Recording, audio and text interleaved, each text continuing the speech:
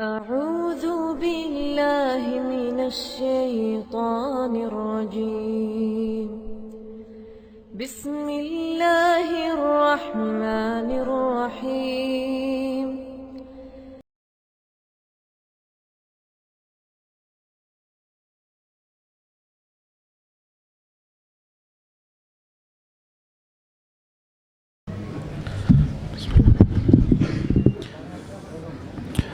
السلام عليكم ورحمة الله وبركاته. الحمد لله رب العالمين، والصلاة والسلام على أشرف الأنبياء والمرسلين وعلى آله وأصحابه أجمعين وعلى من تبعهم بإحسان إلى يوم الدين. أما بعد، أعوذ بالله السميع العليم من الشيطان الرجيم من همزه ونفخه ونفسه. كنتم خير أمة أخرجت للناس تأمرون بالمعروف وتنهون عن المنكر وتؤمنون باللہ. عالی مقام ذمہ داران جامعہ، علماء کرام، معزز شرکاء اجلاس، وقت کافی ہو چکا ہے، اس لیے بنا تمہید کے میں اپنے اس آخری خطاب میں کچھ باتیں دعوت و تبلیغ کے حوالے سے آپ کے سامنے رکھنے کی کوشش کروں گا. میں نے سورہ آل عمران کی وہ مشہور و معروف آیت آپ کے سامنے ابھی پڑھی ہے، جس میں اللہ تبارک و تعالیٰ نے امت مسلمہ کی وہ شناخت بتائی ہے جو شناخت اس امت کا اعزاز ہے، اور وہ یہ ہے کہ یہ امت دائی ہے. یہ دائی امت ہے، اور اس امت کا ایک ایک فرد دائی فرد ہے. اور دائی امت ہونے کا مطلب یہ ہے کہ یہ دنیا کو دینے والی امت ہے. یہ دنیا سے لیتی کم ہے، یہ دنیا کو دیتی زیادہ ہے. اور سب سے عظیم شے اور سب سے عظیم نعمت یہ جو دنیا کو دیتی ہے وہ سچائی، حق اور ہدایت کی نعمت ہے. اور یہ نعمت وہ نعمت ہے جسے شریعت نے امانت قرار دیا، اور جس نعمت کو نبی کریم صلی اللہ علیہ وسلم نے ایک امانت کے طور پہ اپنی امت کے حوالے کیا، الا فلیبلغ الشاہد منکم الغائب کہہ کر. حضرات، مجھے اور آپ کو یہ بات نہیں بھولنی چاہیے کہ ہم اس نبی کے امتی ہیں جو نبی گمراہ انسانوں کو دیکھ کے بہت تڑپتے تھے، جس نبی کے دل کی دھڑکنوں میں انسانیت کی ہدایت کی تڑپ ہوا کرتی تھی. اور ہم اس نبی کے امتی ہیں جس نبی نے اپنی زندگی کا سب سے بڑا زخم اگر کھایا، آپ نے تلوار بھی اٹھائی، آپ نے معرکے بھی لڑے، لیکن آپ صلی اللہ علیہ وسلم نے اپنی زندگی کا سب سے بڑا زخم کھایا تو میدان جنگ میں نہیں کھایا، بدر و احد میں نہیں کھایا، تبوک و حنین میں نہیں کھایا. آپ نے اپنی زندگی کا سب سے بڑا زخم اگر کھایا، میدان دعوت میں کھایا. جب احد میں آپ صلی اللہ علیہ وسلم کہ دندان مبارک شہید ہو گئے، سر مبارک زخمی ہو گیا، مائی عائشہ صدیقہ رضی اللہ عنہ نے پوچھا، اے اللہ کے نبی، کہ آپ کی زندگی میں احد کے دن سے زیادہ کوئی مشکل دن آیا ہے؟ آپ کی زندگی میں احد کی گھڑی سے زیادہ کوئی مشکل گھڑی آئی ہے جب آپ کی دندان مبارک شہید ہو گئے، جب آپ کا سر مبارک پھٹ گیا تھا؟ پیارے نبی نے فرمایا کہ عائشہ، طائف کا دن میرے لیے احد کے دن سے زیادہ سخت تھا. حضرات، طائف کا میدان اور طائف کا زخم جو نبی کریم صلی اللہ علیہ وسلم نے کھایا، یہ خالص دعوتی میدان میں کھایا ہوا زخم ہے. آپ نے جہاد بھی کیا، آپ نے تلوار بھی اٹھائی، آپ نے معرکے سر کیے، لیکن زندگی کا سب سے بڑا زخم کھایا تو دعوت و تبلیغ کے میدان میں کھایا. تو محترم بھائیو، ہم اس نبی کے امتی ہیں. پیارے نبی نے خون بہایا دعوت کے لیے. ہم اس وقت تک امتی نہیں کہلا سکتے جب تک کم از کم پسینہ تو ہم نہ بہا دیں اس راستے میں. اور یاد رہے، دعوت و تبلیغ کا یہ راستہ، دعوت و تبلیغ کا یہ راستہ دنیا انسانیت کو حق کی نعمت دینا، جو شرک میں مبتلا ہیں انہیں توحید کا پیغام پہنچانا، جو جھوٹ کے علم بردار ہیں انہیں راست بازی کا سبق پڑھانا، یہ دعوت و تبلیغ کا راستہ. یاد رکھو، جہاں بڑا کٹھن راستہ ہے، بڑا مشکل راستہ ہے، وہی یہ بات بھی یاد رہے، اگر اس راستے میں اخلاص کے ساتھ قدم رکھتے ہو تو یہ وہ راستہ ہے جہاں قدم قدم پہ نصرت الہی استقبال کرتی ہے. یہ وہ راستہ ہے جہاں قدم قدم پہ اللہ تبارک و تعالیٰ کی مدد اور تائید شامل حال ہوتی ہے. اور ایک دائی اور مبلغ اپنی زندگی میں جیسے نشانیاں دیکھتا ہے، اللہ کی نصرت اور اس کی تائید کے جو مظاہر دیکھتا ہے، شاید کوئی اور انسان نہیں دیکھتا. अबू सही हदीस है, अबू उमामा अल-बाहिली रजी अल्लाह अन्हु सहाबी रसूल हैं, ये मुसलमान हुए तो प्यारे नबी ने इन्हें खुद इनके कबीले बाहिला के पास दाई बना के भेजा कि अब तुम मुसलमान हो चुके हो, अपने कबीले बाहिला को जाओ तबलीग करके आओ। हजरत अबू उमामा अल-बाहिली गए, अपनी कौम को समझाया, तौहीद का पैगाम रखा। कौम के नादानों ने बात मानी नहीं, बल्कि उनके साथ दस्तदराजी की, गुस्ताखी की। हजरत अबू उमामा को मारा, पीटा, भूखे थे, प्यासे थे, खाना मांगा दिया नहीं, पानी मांगा पिलाया नहीं। हजरत अबू उमामा अल-बाहिली रजी अल्लाह अन्हु तने तन्हा मायूस होकर, नामुराद होकर, अपनों के सितम को सहते हुए अपनी बस्ती से, अपनी कबीले से नामुराद होकर लौटे और चलते चलते थक गए। रास्ते में एक दरख्त के नीचे पड़ाव किया, नींद आई, सो गए। ख्वाब देखते हैं कि एक फरिश्ता या फिर एक इंसान कहिए, उन्हें एक प्याला पेश करता है, दूध का प्याला, कहता है कि पियो। और इस हदीस को अल्लामा अल्बानी ने सही करार दिया, कहा कि पियो। अबू उमामा पीते हैं, कहा और पीते हैं। इधर हजरत अबू उमामा के निकलने के बाद बस्ती के कुछ लोगों के ज़मीर ने उन्हें झिझोड़ा, कहा कि जो भी हो अबू उमामा फिर भी अपना फर्द है, हमारा अपना रिश्तेदार है, हमने अच्छा नहीं किया। एक तो उसके साथ बदसलूकी की, फिर भूखा प्यासा लौटा दिया। उन लोगों में से कुछ लोग कुछ पानी लिए हुए, कुछ ग़िज़ा लिए हुए अबू उमामा अल-बाहिली की तलाश में चले आए। देखा कि एक जगह दरख्त के नीचे सो रहे हैं। हजरत अबू उमामा को जगाया, माजरत की, जो रवैया कौम ने किया अपनाया था उस पर, और माजरत चाहते हुए ये खाना पेश किया। कहा कि माजरत चाहते हैं, हमने आपको भूखा प्यासा लौटा दिया, ये लीजिए खाना। हजरत अबू उमामा फरमाते हैं, जब मैं जागा तो मैं ख्वाब में मुझे जो दूध पिलाया गया था, मेरी तबीयत सैर हो चुकी थी, मेरी भूख खत्म हो चुकी थी, मेरी प्यास खत्म हो चुकी थी। मैंने कहा तुम्हारा तोशा तुम्हें मुबारक, अतअमानी रब्बी व सकानी, मेरे रब ने मुझे खिला दिया है, मेरे रब ने मुझे पिला दिया है। हजरात, ये दावत और तबलीग का रास्ता अल्लाह की नुसरत और मदद और उसकी ताईद का रास्ता है। और जैसा कि मैंने कहा, एक दाई इस रास्ते पे निकलने के बाद अल्लाह ताला की मदद के मुख्तलिफ मज़ाहिर को कदम कदम पे देख सकता है, बशर्ते के इखलास के साथ वो मैदान दावत में कदम रखे। हजरात, असरबाद की मजलिस में और खुसूसन असरबाद की मजलिस में एक बात बार बार आ रही थी, जो यकीनन लम्हे फिक्रिया है। हमारे मुल्क के नामुवाफिक हालात, कि हमारा मुल्क इस वक्त किस रुख पे जा रहा है। फिरका परस्ती का बढ़ता हुआ रुझान, और दिन ब दिन फिरका परस्तों की इस मुल्क पर मजबूत होती हुई गिरफ्त, फिरका परस्ती के चुंगल में हमारा मुल्क गिरफ्तार हो रहा है। ऐसे में यकीनन मुसलमानों के लिए लम्हे फिक्रिया है।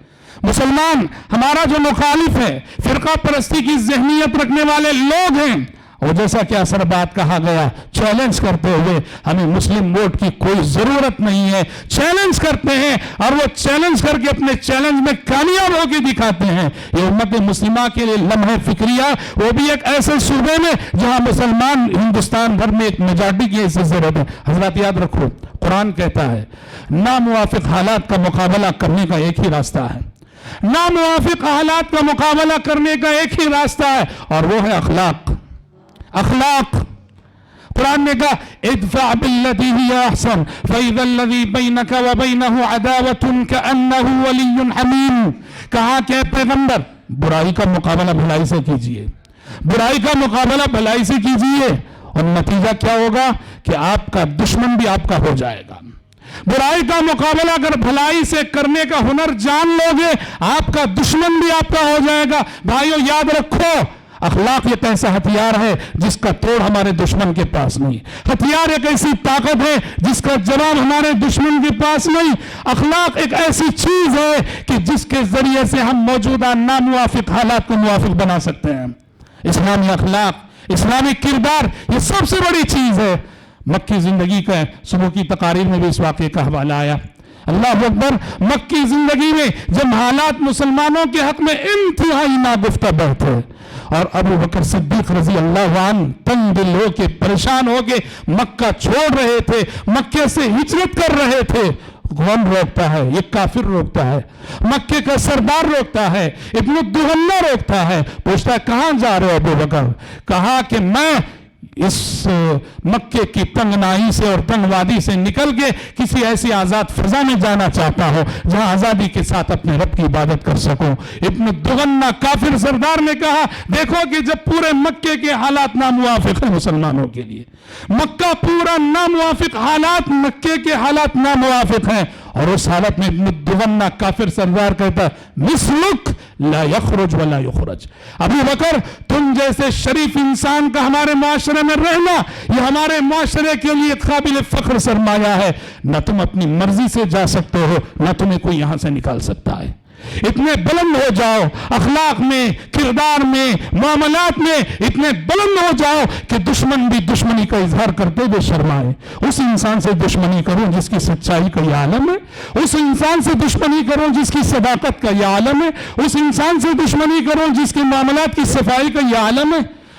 आला अखलाक और किरदार नामुवाफिक हालात को मुवाफिक बनाने। देखिए अभी माजी करीब साले गोश्त आप सब जानते हैं, चेन्नई में जो है काफी सैलाब आया था, और चेन्नई में जब सैलाब आया था तो उस वक्त मुसलमानों ने और मुख्तलिफ मुस्लिम तंजीमों ने जो खिदमत की वो सारी दुनिया ने देखा, और एक जायजे के मुताबिक हुकूमत के रजाकारों से ज्यादा मुस्लिम रजाकारों ने काम किया उस वक्त। उसका नतीजा ये हुआ तमिलनाडु में रहने वाले मुसलमानों ने, कई लोगों ने इस चीज को महसूस किया, गैर मुस्लिमीन के रवैये में कैसी तब्दीली आई। उसकी एक हफ्ता बाद, सैलाब के एक हफ्ता बाद, 10 दिन बाद की बात है, मैं अपने एक साथी के साथ चेन्नई से आ रहा था, ट्रेन में जो चालू टिकट ले लिया और रिजर्वेशन बोगी में चढ़ गया कि टीटी को पैसा दे देंगे बैठ जाएंगे। मैं और मेरे साथी बैठे रहे, टीटी आया, हमने 40 रुपए दिए टिकट के साथ, उसने वापस के 40 रुपए एहतराम से कहा बैठे रहो साहब बैठे रहो, चला गया, लिया ही नहीं हमसे। हमने कहा वल्लाह उसका ज़मीर कह रहा है कि इन मुसलमानों ने इतनी सर्विस की है, इतना काम किया, इतनी खिदमत की है, और खुद जो जान पे खेल के गैर मुस्लिमीन की जान बचाई है। याद रखो इस मुल्क में हालात कितने नागुफ्तबे क्यों ना हो जाएं, एक ही हल है, अगर इस्लामी अखलाक और इस्लामी किरदार के हम हामिल बन जाएं। सब्र चाहिए, सब्र का हौसला चाहिए। एक किरदार होता है आमियाना किरदार। आमियाना किरदार क्या है? वो जज़ाउ सय्यअतिन सय्यअतुन मिस्लुहा।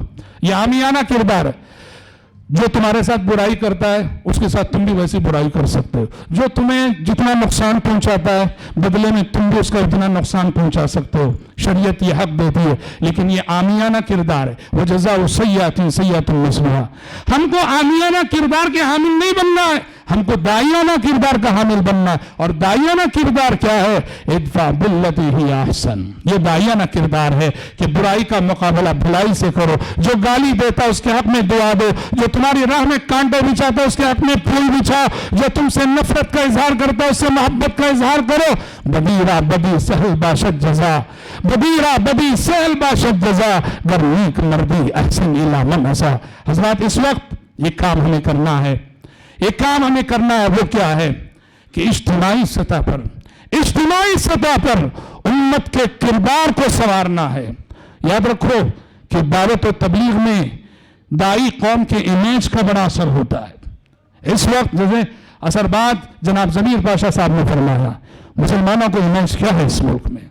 अफसोस होता है, खून के आंसू रोने पड़ेंगे। इज्तिमाई सतह पर देखा जाए, याद रखो कोई भी कौम, कोई भी तंजीम, कोई भी जमात, कोई भी मुल्क जिसका इमेज अच्छा नहीं होता इज्तिमाई सतह पर, वो दूसरों पर असरअंदाज होने की पोजीशन में नहीं रहेगा। उम्मत मुस्लिमा का इज्तिमाई तौर पर अगर देखा जाए तो इमेज सही नहीं है। उम्मत के इज्तिमाई किरदार को संवारना है, बनाना है। और यकीन करो कि यानी तभी चलकर हम दावत और तबलीग के मैदान में हमें खातिर खा कामयाबी मिल सकती है। किरदार सबसे बड़ी दावत है, किरदार सबसे बड़ी दावत है, अखलाक सबसे बड़ी दावत है, अमल सबसे बड़ी दावत है। हजरत यूसुफ अलैहिस्सलाम का उसवा देखिए। हजरत यूसुफ अलैहिस्सलाम कैद खाने में गए, जेल में गए, اور جس وقت یوسف علیہ السلام جیل میں گئے ان کے ساتھ اسی وقت دو اور شخص بھی جیل میں گئے. قرآن مجید کہتا ہے وَدَخَلَ مَعَهُ السِّجْنَ فَتَيَانِ. دو نوجوان جس وقت یوسف علیہ السلام جیل میں گئے اسی وقت یہ دو نوجوان بھی گئے. اور تعلقات قائم ہونے کے لیے ہلکا سا بہانہ چاہیے. ان دونوں نوجوانوں کا یوسف علیہ السلام سے اس بنا رشتہ ہو گیا تھا کہ ہم بھی اسی وقت داخل ہوئے جیل میں جس وقت یہ داخل ہوئے تھے. بہانہ چاہیے تعلقات کے لیے. یہ دونوں کافر تھے. آپ کو معلوم ہے یوسف علیہ السلام نے ڈائریکٹ دعوت نہیں دی, پہلے ہی دن تبلیغ نہیں کی.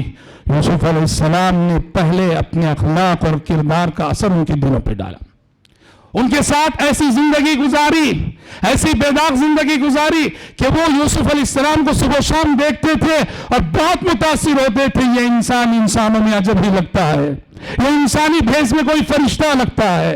تاکہ انہوں نے خواب دیکھا اور خواب دیکھ کر یوسف علیہ السلام سے تعبیر پوچھنے آئے. قال احدهما انی ارانی عاصر خمرا وقال الاخر انی ارانی احمل فوق رأسی خبزا تأکل الطیر منه. ایک نے کہا کہ یوسف میں دیکھتا ہوں کہ میں شراب نہیں چھوڑ رہا ہوں. دوسرے نے کہا کہ روٹیاں سر پہ اٹھائے ہوئے ہیں, پرندے کھا رہے ہیں. نبئنا بتأویلی, تعبیر آپ سے پوچھنے کے لیے آئے اور آپ سے اس لیے پوچھ رہے ہیں کہ انا نراک من المحسنین, انا نراک من المحسنین. آپ بڑے محسن انسان نظر آ رہے ہیں, ہمیں بڑے الگ انسان نظر آ رہے ہیں, آپ بڑے نیک معلوم ہو رہے ہیں آپ. یوسف علیہ السلام نے دیکھا کہ ان کے کردار کی عظمت کے قائل ہو چکے ہیں, ان کی اخلاق کی عظمت کے قائل ہو چکے ہیں, ان کی پاکیزہ زندگی کی عظمت کے قائل ہو چکے ہیں. کہا کہ مناسب وقت ہے دعوت و تبلیغ کا. وہاں انہیں تبلیغ کی. پہلے تو سمجھا دیا کہ کھانا آنے سے پہلے تمہیں تعبیر بتا دوں گا, لیکن اس سے پہلے میری بات سن لینا. یا صاحب السجن, یا صاحب السجن ارباب متفرقون خیر من اللہ. اور اس سے پہلے ایک اسلوب دیکھیے, ما کان لنا ان نشرک باللہ من شیء. دعوت و تبلیغ میں مدعو کے ساتھ اپنائیت, ہم جو ہے تم کہہ کے جو ہے تم غیر ہم غیر کہہ کے ہم دور مدعو کے ساتھ کیسی اپنائیت کا ثبوت دینا. کیا کہتے ہیں دونوں جیل کے ساتھیوں سے جو دونوں کافر ہیں, ما کان لنا ان نشرک باللہ من شیء. اے جیل کے ساتھیوں, ہمارے لیے لائق اور زیبا نہیں کہ ہم اللہ کے ساتھ شرک کریں. شرک کون کر رہے تھے؟ شرک تو وہ کر رہے تھے, یوسف علیہ السلام کر رہے تھے. کیا یوسف علیہ السلام تو شرک نہیں کر رہے تھے. کہنا یہ چاہیے تھا تمہارے لیے لائق نہیں کہ جو ہے تم اللہ کے ساتھ شرک کرو, لیکن اپنائیت کا ثبوت دینے کے لیے سبحان اللہ کہا کہ ما کان لنا ان نشرک باللہ من شیء. اے جیل کے دونوں ساتھیوں, ہمارے لیے لائق نہیں, زیبا نہیں کہ ہم اللہ کے ساتھ شرک کریں. انبیاء اور رسول علیہ السلام کے دعوتی تذکروں میں بڑے اسباق مضمر ہیں. تو حضرت یوسف علیہ السلام کی یہ زندگی بتاتی ہے کہ دعوت و تبلیغ کے لیے ایک پاکیزہ امیج بہت ضروری ہوتا ہے. اور آپ کو معلوم ہے کہ پیارے نبی صلی اللہ علیہ وسلم جب بحیثیت نبی و رسول اٹھ کھڑے ہوئے اور قولوا لا الہ الا اللہ کا نعرہ لگایا, تو اپنے دعوی نبوت کی صداقت کی جو دلیل قرآن کے بعد سب سے بڑی دلیل جو پیش کی, وہ اپنی کتاب زندگی کے وہ 40 ورق جو نبوت ملنے سے پہلے جو ہے آپ نے وہاں گزارے تھے. آپ نے کہا فقد لبثت فیکم عمرا من قبلہ, لوگوں میں وہی محمد ہوں جس کی کتاب زندگی کے 40 ورق تمہارے سامنے کھلے ہوئے ہیں. میں وہی محمد ہوں جو 40 سال تک تمہاری مکے کا سب سے مثالی انسان تھا, صادق و امین تھا. ان 40 اوراق میں کہیں کوئی بھدا دکھا دو, کہیں کوئی باغ دکھا دو, پتہ چلا میرے بھائی اخلاق سب سے بڑی دعوت ہے. اگر موجودہ اس ملک کے ناموافق حالات میں ہم ایک امت کی حیثیت سے سر اٹھا کر جینا چاہتے ہیں تو اجتماعی سطح پر اپنے امیج کو درست کرنا پڑے گا. اگر جیسا امیج اس وقت ہے مسلمانوں کا ویسا ہی رہے گا تو ذلت اور رسوائی کے سوا مستقبل کی کوئی اور تصویر نہیں. یاد رکھو, ذلت اور رسوائی کے سوا مستقبل کی کوئی اور تصویر نہیں. اس کے لیے بڑی سطح پر محنت کرنی پڑے گی اور کوشش کرنی پڑے گی. اور اللہ تبارک و تعالیٰ یہ بھی کہتا ہے کہ ناموافق حالات میں تحفظ اور حفاظت, اس کا راز بھی دعوت اللہ ہے. جب پیارے نبی سے فرمایا یا ایھا الرسول بلغ ما انزل الیک من ربک وان لم تفعل فما بلغت رسالتہ واللہ یعصمک من الناس. اے رسول تبلیغ کیجئے. تبلیغ کرو گے تو کیا ہوگا؟ اللہ لوگوں سے آپ کو بچائے گا, لوگوں کے شر سے اللہ آپ کی حفاظت کرے گا. تبلیغ کرنے پر حفاظت کا وعدہ ہے. جو وعدہ نبی کریم صلی اللہ علیہ وسلم سے ہے وہی وعدہ امت سے بھی ہوگا، شرط یہ ہے کہ نبی کے مشن کو یہ امت آگے بڑھائے۔ دعا ہے رب العالمین سے اللہ تبارک و تعالیٰ ہمیں صحیح معنوں میں داعی بنائے، مخلص داعی بنائے۔ اللہ تعالیٰ پوری امت مسلمہ کی ضمیر کو اللہ تعالیٰ بیدار کرے۔ اللہ کرے کہ مستقبل میں امت مسلمہ کا امیج بہتر سے بہتر اور اچھا سے اچھا ہو سکے، اور ہم اس ملک کے ناموافق حالات کا مقابلہ اپنے اعلیٰ اخلاق و کردار سے کر سکیں۔ آمین۔ وآخر دعوانا الحمدللہ رب العالمین۔